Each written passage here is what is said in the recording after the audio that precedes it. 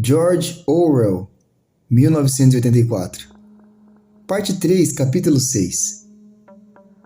O café da castanheira estava quase vazio.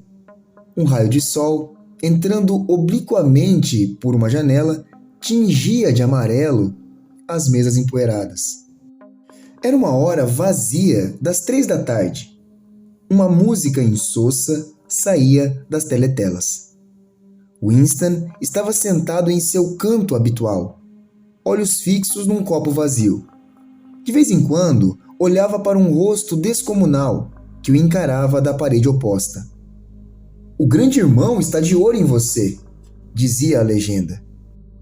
Sem ser chamado, um garçom veio e encheu seu copo com gin Victory, acrescentando algumas gotas de outra garrafa com a rolha atravessada por um tubinho.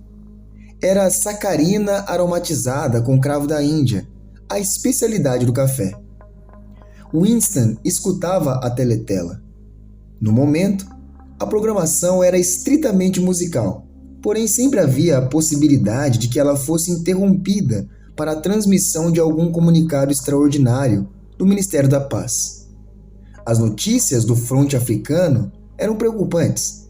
Ao longo do dia, volta e meia pensava naquilo. Forças eurasianas, a Oceânia estava em guerra com a Eurásia. A Oceânia sempre estivera em guerra com a Eurásia. Avançavam no sentido sul, a uma velocidade assombrosa.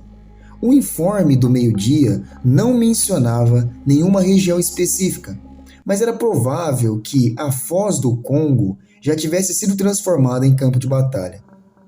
Brazzaville e Leopoldville corriam perigo. Não era necessário consultar o mapa para compreender o significado daquilo. Não se tratava apenas de perder a África Central. Pela primeira vez, desde o início da guerra, a Oceânia via seu próprio território ameaçado. Uma emoção violenta, que não era medo propriamente dito, mas uma espécie de excitação indiferenciada, acendeu-se em seu íntimo para depois se apagar. Winston parou de pensar na guerra. Nos últimos tempos, não conseguia se concentrar em determinado assunto por mais de alguns minutos. Pegou o copo e bebeu seu conteúdo de um gole só. Como sempre, a bebida fez com que sentisse um arrepio e até uma leve ânsia de vômito. A coisa era horrorosa. Os cravos da Índia e a sacarina, que com seu gosto enjoativo já eram suficientemente repugnantes, não bastavam para disfarçar o cheiro francamente oleoso. E o pior de tudo era o odor do gin, que permanecia noite e dia com ele, e que em sua cabeça estava inextricavelmente misturado com o fedor daqueles. Winston nunca os nomeava, nem em pensamento, e até onde fosse possível, jamais os visualizava. Eles eram uma coisa que percebia quase inconscientemente, flutuando junto a seu rosto, um fedor que se agarrava às suas narinas. Quando o gin quis retroceder, um arroto saiu entre seus lábios rubros. Depois que deixara a prisão, Winston engordara e recuperara sua antiga cor. A bem da verdade, mais que a recuperara. Suas feições estavam mais grosseiras. A pele do nariz e das maçãs do rosto era de um vermelho acentuado, e até a careca se tornara excessivamente rosada. Um garçom, outra vez, sem ser chamado, trouxe o tabuleiro de xadrez e o Times, aberto na página do problema enxadrístico do dia. Depois, notando que o copo de Winston estava vazio, trouxe a garrafa de gin e tornou a enchê-lo. Não era preciso pedir nada. Conheciam seus hábitos. O tabuleiro de xadrez estava sempre à sua disposição, sua mesa de canto sempre reservada. Guardavam-na para ele mesmo quando o local estava lotado, já que os outros clientes não gostavam muito de sentar perto dele. Winston nunca se dava ao trabalho de contar quantas doses de gin consumia. A intervalos irregulares, traziam-lhe um pedaço encardido de papel que diziam ser a conta. Porém, ele tinha a impressão de que sempre cobravam menos do que o devido. Não teria importância se lhe cobrassem a mais. Agora andava com o bolso cheio de dinheiro. Tinha até um cargo, uma sinecura, que lhe rendia um salário mais alto que seu antigo emprego. A música que saía da teletela foi interrompida e em seu lugar entrou uma voz. Winston ergueu a cabeça para escutar, mas não eram notícias do fronte, apenas um breve anúncio do Ministério da Pujança. No trimestre anterior, ao que parecia, a cota de produção de cadarços estabelecida pelo 10º Plano Trienal fora ultrapassada em 98%. Winston examinou o problema enxadrístico e espalhou as peças no tabuleiro. Era um final difícil. Jogam as brancas, mate em 2 lances. Olhou para o retrato do grande irmão. As brancas sempre dão checkmate, pensou com uma espécie de misticismo nebuloso. O arranjo é sempre esse, sem exceção, e é assim desde que o mundo é mundo. Nunca houve problema de enxadrismo em que as pretas tivessem ganho. Porventura, não simbolizava o triunfo eterno e imutável do bem sobre o mal? O rosto descomunal lhe devolvia o olhar. As brancas sempre dão checkmate. Na teletela, a voz fez uma pausa e acrescentou em outro tom, muito mais sério. Estão todos convocados para o anúncio importante às 15h30. 15h30. Trata-se de uma notícia da mais alta importância. Não percam. 15h30. A música vibrante recomeçou. O coração de Winston disparou. Só podia ser o comunicado com as últimas informações do fronte. A intuição lhe dizia que as novidades não eram boas. Durante todo o dia, com pequenas erupções de excitação, a ideia de uma derrota fragorosa na África de vez em quando invadia seus pensamentos. Parecia-lhe efetivamente ver o exército eurasiano atravessando a fronteira, até então inexpugnável, e descendo, qual fileira de formigas, para a ponta da África. Por que não haviam encontrado uma maneira de franqueá-los? O contorno da costa da África Ocidental se destacava vividamente em sua cabeça. Pegou o cavalo branco e moveu pelo tabuleiro. Aquela era a posição certa. Tão logo viu a horda preta avançando para o sul, divisou outro exército, misteriosamente reunido, de súbito posicionado em sua retaguarda, cortando suas linhas de comunicação por terra e mar. Sentia que, ao desejá-lo, fazia com que esse outro exército passasse a existir. Mas era preciso agir com rapidez. Se conseguissem controlar a África inteira, se dominassem os campos de pouso e as bases submarinas no cabo, os eurasianos partiriam a Oceânia em 2. As consequências disso eram imprevisíveis. Derrota, colapso, uma nova divisão mundial, a destruição do partido. Winston respirou fundo. Uma extraordinária mistura de sentimentos, embora não fossem propriamente uma mixórdia, seria mais exato dizer que estavam dispostos numa série de camadas, sendo impossível dizer qual a mais profunda. Digladiava-se em seu íntimo. O espasmo passou. Winston pôs o cavalo branco de volta no lugar, mas por enquanto não conseguia dedicar-se a um estudo sério do problema enxadrístico. Seus pensamentos mais uma vez divagaram. De modo quase inconsciente, escreveu com o dedo na poeira da mesa. 2 mais 2 igual a 5. Eles não podem entrar em você, dissera Júlia, mas podiam entrar sim. O que lhe acontecer aqui é para sempre, dissera O'Brien. Era verdade. Havia coisas, atos cometidos pela própria pessoa, das quais não era possível recuperar-se. Algo era destruído dentro do peito, queimado, cauterizado. Winston vira Júlia. Inclusive, falara com ela. Não havia perigo nisso. Sabia, como por instinto, que quase já não se interessavam pela conduta dele. Podia até ter combinado um segundo encontro com ela, se um dos dois tivesse desejado. Na realidade, haviam se encontrado por acaso. Fora no parque, num dia horrível de março, de um frio cortante, com a terra dura como ferro e a relva aparentemente toda morta. Não havia nenhum broto à vista, exceto alguns crocus que tinham aflorado apenas para se expor à ação devastadora do vento. Winston caminhava apressado, de mãos congeladas e olhos lacrimejantes, quando a viu menos de 10 metros à frente. Passaram um pelo outro, quase sem se dar conta, mas ele fez meia volta e foi atrás dela sem muito entusiasmo. Sabia que não haveria perigo, já não despertavam interesse. Júlia não disse nada. Saiu andando na diagonal pela relva, como se quisesse livrar-se dele. Depois, aparentemente se conformou em tê-lo ao seu lado. Entraram numa moita de arbustos rotos e desfolhados, um lugar que não servia nem para ocultá-los, nem para protegê-los do vento. Pararam de andar. Fazia um frio terrível. O vento assobiava entre os ramos secos e castigava os eventuais crocos, de aspecto encardido. Ele passou o braço pela cintura dela. Não havia teletelas, mas talvez houvesse microfones escondidos. Além do mais, podiam ser vistos. Não tinha importância. Nada tinha importância.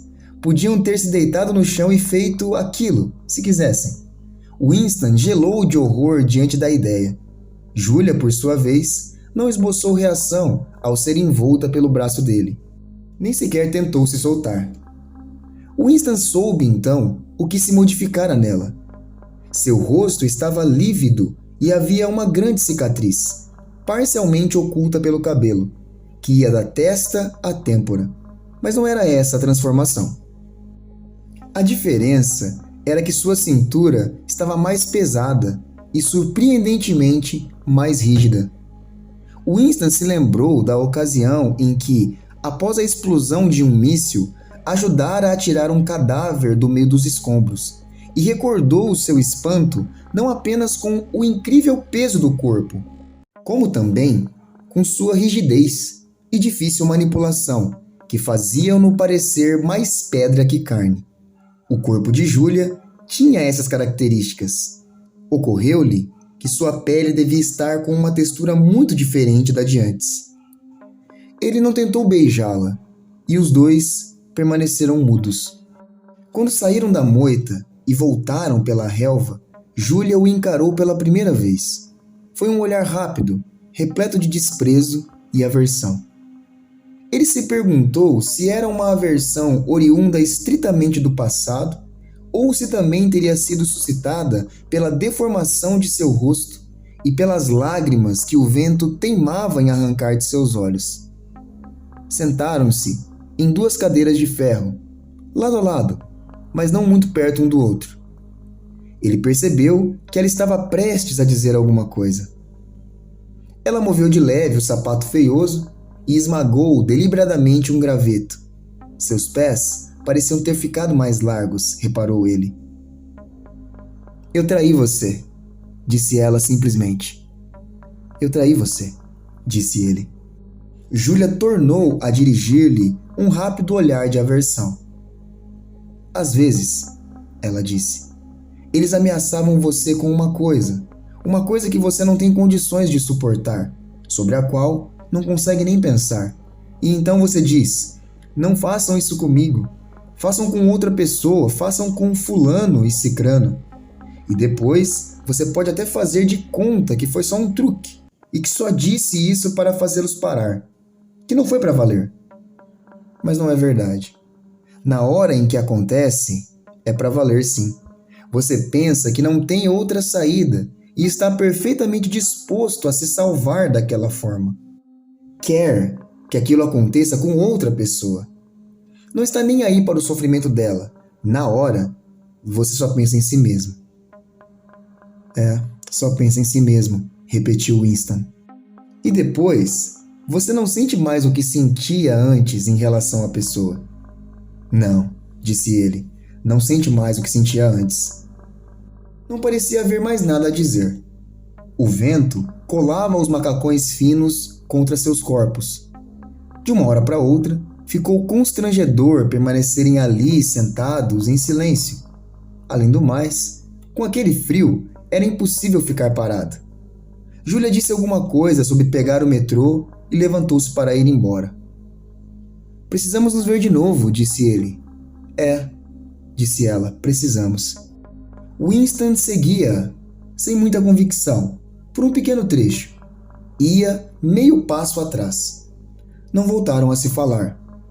Júlia não chegava a tentar se afastar dele, porém, caminhava num ritmo que o impedia de alcançá-la.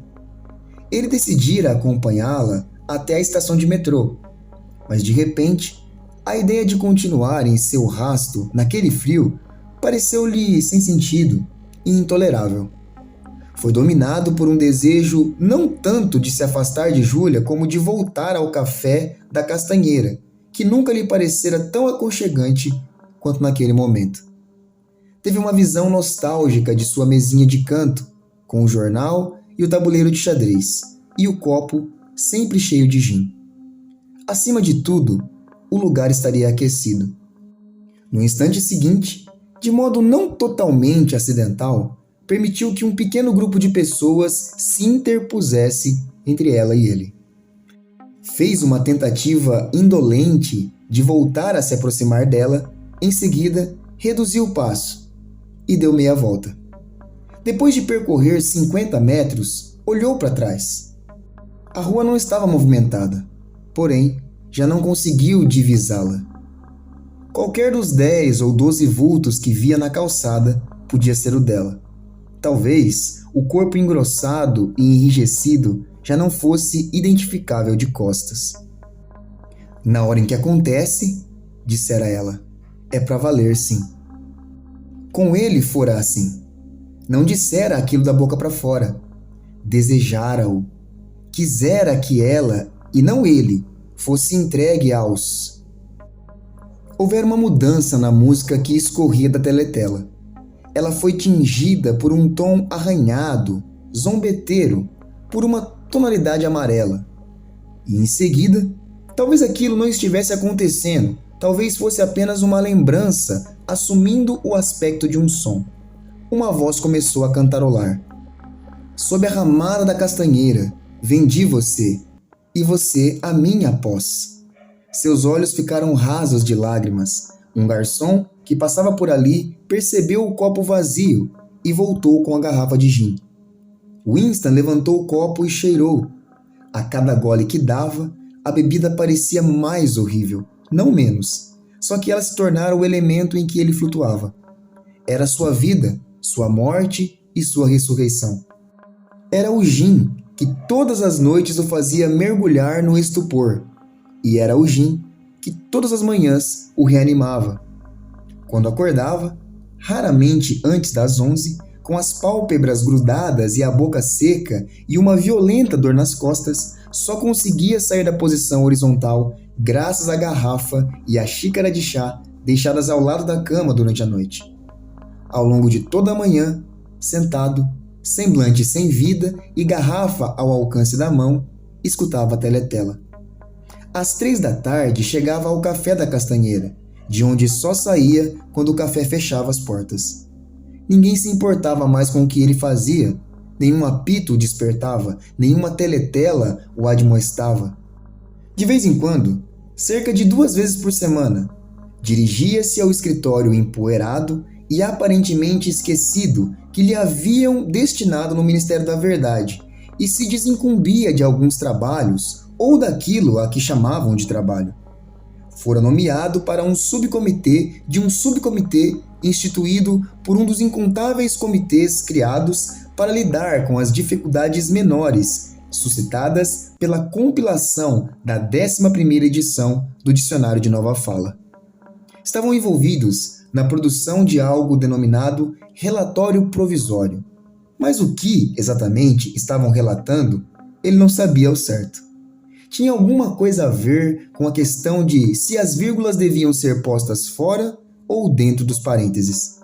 O subcomitê era composto por 4 outros indivíduos, todos em condições semelhantes às dele. Havia dias em que iniciavam uma reunião e a encerravam no instante seguinte, reconhecendo com franqueza que na realidade não tinham nada para fazer. Mas havia dias em que se punham a trabalhar quase com entusiasmo, num afã de mostrar com que afinco registravam suas minutas. Nesses dias, elaboravam rascunhos de memorandos extensíssimos que nunca eram concluídos. Dias em que a discussão sobre o que supunham estar discutindo tornava-se extraordinariamente intrincada e abstrusa, com controvérsias sutis sobre definições, digressões enormes, brigas, durante as quais chegavam mesmo a ameaçar recorrer a autoridades superiores. E então, de repente, a vida se esvaía deles e eles ficavam sentados em volta da mesa, olhando uns para os outros com expressão apagada, como fantasmas se dissolvendo ao raiar do dia. A teletela silenciou por um momento. Winston tornou a erguer a cabeça. O comunicado! Mas não, estavam apenas trocando a música. Viu o mapa da África por trás das pálpebras. O movimento das tropas era um diagrama. Uma seta preta traçava verticalmente um sentido sul, e uma seta branca traçava horizontalmente um sentido leste, cortando a extremidade posterior da primeira seta. Como se buscasse encorajamento, olhou para o rosto imperturbável no cartaz. Seria possível que a segunda seta nem sequer existisse? Seu interesse tornou a esmorecer. Tomou outro gole de gin. Pegou o cavalo branco e experimentou uma jogada. Cheque. Mas evidentemente não era o movimento correto, pois... Sem ser evocada, uma lembrança aflorou em sua mente. Viu um cômodo iluminado à luz de velas, uma cama enorme, coberta com uma colcha, e viu a si mesmo, um menino de 9 ou 10 anos, sentado no chão, chacoalhando uma caixinha de dados e rindo com animação. Sua mãe estava sentada na frente dele, e também ria. A cena devia ter acontecido um mês antes do desaparecimento da mãe. Fora um momento de reconciliação, em que Winston esquecera a fome que fustigava seu ventre e conseguia reviver, por algum tempo, a antiga afeição que sentia por ela. Lembrava-se bem daquele dia. Chovia torrencialmente e a água escorria sem parar pela vidraça. A luz era fraca demais para que pudessem dedicar-se à leitura.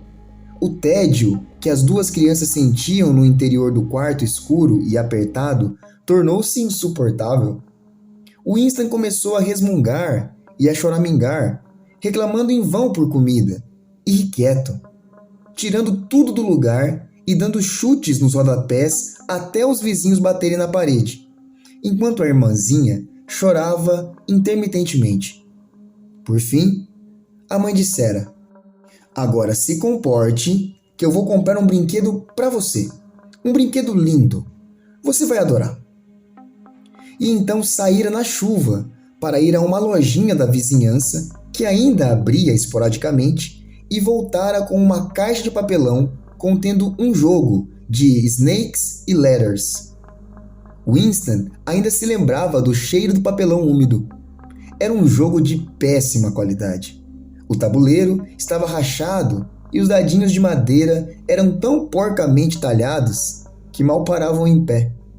Ele olhou para a coisa com mau humor e desinteresse, mas a mãe acendeu uma vela e os dois se sentaram no chão para jogar. Em pouco tempo, Winston estava na maior animação, rindo alto com as peças que galgavam esperançosas as escadas para em seguida deslizar pelas cobras, quase voltando ao ponto de partida. Jogaram 8 partidas, com 4 vitórias para cada um. A irmãzinha, muito pequena para entender o jogo, sentara-se com as costas apoiadas num travesseiro e ria quando eles riam. Passaram a tarde toda juntos e felizes, como nos primeiros anos de sua infância. Winston expulsou a cena da cabeça. Era uma memória falsa. Vez por outra era atormentado por aquele tipo de lembrança. Não tinha importância quando a pessoa sabia de que se tratava. Algumas coisas haviam acontecido, outras não. Voltou-se outra vez para o tabuleiro de xadrez e tornou a pegar o cavalo branco. Quase no mesmo instante, a peça despencou no tabuleiro. Ele deu um pulo, como se tivesse sido espetado por um alfinete. Um toque agudo de clarim perfurara o ar. Era o comunicado. Vitória! Quando o toque de clarim antecedia as notícias, era sinal de vitória. Uma espécie de vibração elétrica percorreu o café. Até os garçons se sobressaltaram e aguçaram os ouvidos. O toque de clarim produzira um alarido ruidoso. Uma voz ardorosa já trovejava na teletela, mas assim que ela começou a divulgar a novidade, quase foi afogada por um bramido de aclamação vindo da rua. Como por mágica, a notícia se espalhara pelas ruas. Winston ouvia a teletela com dificuldade, só o suficiente para compreender que tudo acontecera como ele havia previsto.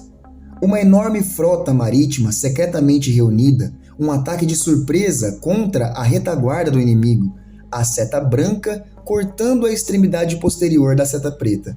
Fragmentos de frases triunfantes atravessavam a algazarra. Manobra estratégica de grandes proporções, coordenação perfeita, 500.000 de prisioneiros, desmoralização total, controle de todo o continente africano, deixando a guerra a uma distância previsível do fim. Vitória. A maior vitória da história da humanidade. Vitória, vitória, vitória. Debaixo da mesa, os pés de Winston faziam movimentos convulsivos. Ele não se movera da cadeira, mas na imaginação estava correndo velozmente, estava com as multidões que tomavam as ruas, urrando de alegria. Tornou a olhar para o retrato do grande irmão. O colosso que amparava o mundo, a rocha contra a qual as hordas asiáticas arremetiam em vão. Winston recordou que 10 minutos antes, sim, apenas 10 minutos antes, ainda nutria no íntimo dúvidas sobre as notícias que estavam para chegar do fronte. Não sabia se anunciariam a vitória ou a derrota. Não fora apenas um exército eurasiano que havia sido esmagado. Muitas coisas tinham se modificado nele desde o primeiro dia de sua estada no Ministério do Amor. Porém, a transformação definitiva, indispensável, capaz de curá-lo de uma vez por todas, ainda não acontecera. Até aquele momento. A voz da teletela continuava a proferir suas narrativas de prisioneiros e pilhagens de morticínios, mas na rua, a gritaria diminuíra um pouco. Os garçons retomavam o trabalho. Um deles se aproximou com uma garrafa de gin. Mergulhado num sonho jubiloso, Winston não se deu conta de que enchia o seu copo. Já não corria, nem urrava de alegria. Estava de volta ao Ministério do Amor, com todas as coisas perdoadas, a alma branca como a neve. Estava no banco dos réus, em praça pública, confessando tudo, comprometendo todo mundo. Estava atravessando o corredor de ladrilhos brancos, com a sensação de caminhar à luz do sol, tendo às costas um guarda armado. O tão ansiado projétil perfurava-lhe o cérebro. Olhou para o rosto descomunal. 40 anos haviam sido necessários para que ele descobrisse que tipo de sorriso se escondia debaixo do bigode negro. Que mal-entendido cruel e desnecessário. Que obstinado autoexílio do peito amoroso. 2 lágrimas, recendendo a gin, correram-lhe pelas laterais do nariz. Mas estava tudo bem. Estava tudo certo. A batalha chegara ao fim. Ele conquistara a vitória sobre si mesmo. Winston amava o grande irmão. Se você gostou dessa narração, curte o vídeo aqui embaixo, se inscreva e ative as notificações para receber mais conteúdo como esse.